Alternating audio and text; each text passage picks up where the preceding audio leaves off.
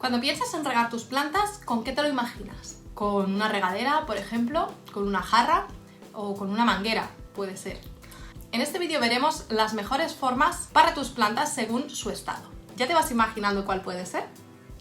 En un hábitat natural, el mejor sistema de riego es el de la naturaleza, la lluvia. Pero en recipientes la cosa cambia, porque se trata de un medio artificial. En él las plantas no regulan igual de bien la temperatura, no pueden hidratarse solas y no hay organismos como las lombrices que descompacten el sustrato. Por ello, en el sistema de riego que utilicemos, debemos procurar lo siguiente: que las gotas sean finas para no dañar las plantas cuando están lacias, que el agua caiga con poca fuerza para no compactar el sustrato y que las raíces puedan respirar. Que podamos incorporar el agua poco a poco para detener el riego en el momento justo y que el agua se distribuya de forma homogénea por toda la superficie del sustrato. Todo esto lo consigues con los pulverizadores Green City 2 y Green City 7, que están diseñados para que puedas regar con ellos de una manera cómoda, sin tener que estar cada poco dándoles presión y sin tener que estar apretando todo el rato para que salga el agua.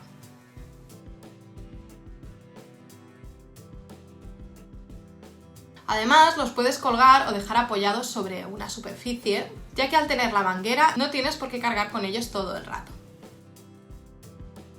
Ya has visto que también tienen dos boquillas, una con la gota muy fina con la que puedes regar la planta sin dañarla y otra con una boquilla regulable en la que puedes cambiar desde una pulverización fina hasta un chorro con el que regar rápidamente el sustrato. El uso de un pulverizador para el riego nos va a ayudar muchísimo a realizar esos riegos frecuentes y tan necesarios en las épocas más calurosas, sobre todo en macetas y jardines verticales. Si cultivas en contenedores o tienes un patio con gran superficie de cultivo y estos necesitan muchísima agua, el riego más eficiente sería con una manguera. Este tiene que tener un cabezal que permita dos tipos de aspersión.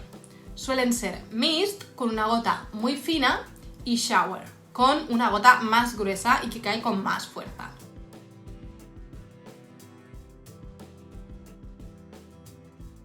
Tanto si riegas con manguera como si pulverizas, procura hacer caso a estos consejos. Si la planta está turgente y sana, podrás mojarla sin problemas mientras riegas el sustrato. Pero si ves que las hojas están lacias porque hace demasiado calor, procura regar solo el sustrato.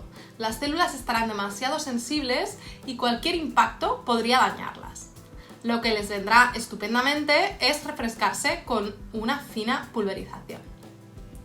Gotas que se depositan suavemente en la superficie y que les ayudarán a bajar su temperatura y a hidratarse. Cuando el sustrato está seco o muy seco, no es conveniente aplicar mucha cantidad de agua en poco tiempo, porque no le va a dar tiempo a absorber todo ese agua y se va hacia la parte baja arrastrando los nutrientes fuera del recipiente. Esto ocurre también cuando se riega con una jarra, por ejemplo. El agua no se distribuye homogéneamente por el sustrato.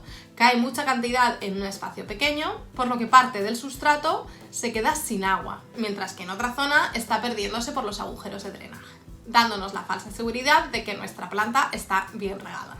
Si el sustrato ha estado encharcado y ves que ya se va secando, evita mojar la planta y pulveriza el agua sobre el sustrato, siempre a intervalos cortos. Esto es, pulverizas toda la superficie, te vas a regar otros recipientes, vuelves y con el dedo compruebas la humedad.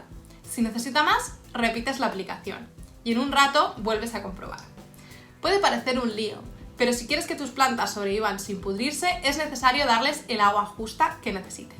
Si las plantas son pequeñas, recomiendo sí o sí la pulverización sobre el sustrato. Están en un estado delicado y si usamos un pulverizador podremos controlar de manera precisa la cantidad de agua, la intensidad y dónde la aplicamos. Si además de pequeñas aún no tienen casi raíces, porque acaban de germinar o porque acabamos de repicarlas, este riego con el pulverizador debe hacerse incidiendo más en la zona donde están las raíces y humedeciendo ligeramente el resto del sustrato. Si regase todo por igual, podrías encontrarte con un sustrato encharcado, ya que las pequeñas raicillas aún no llegan a toda la superficie y no pueden consumir el agua de todo el sustrato. Otra pregunta frecuente es saber cuáles son las mejores horas para el riego.